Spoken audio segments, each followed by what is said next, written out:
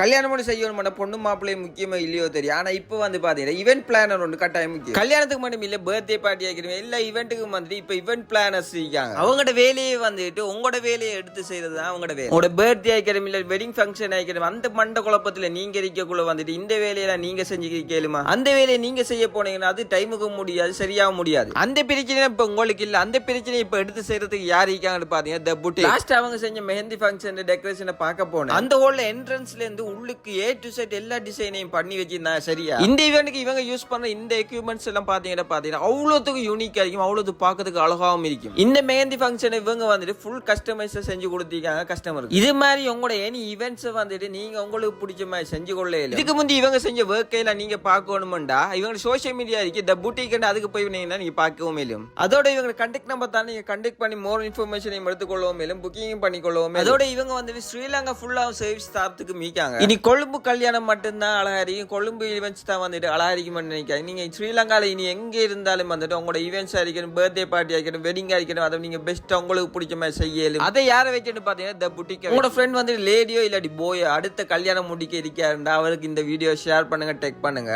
அதோட தி boutique social மீடியாவையும் follow பண்ணிக்கொள்ளுங்க.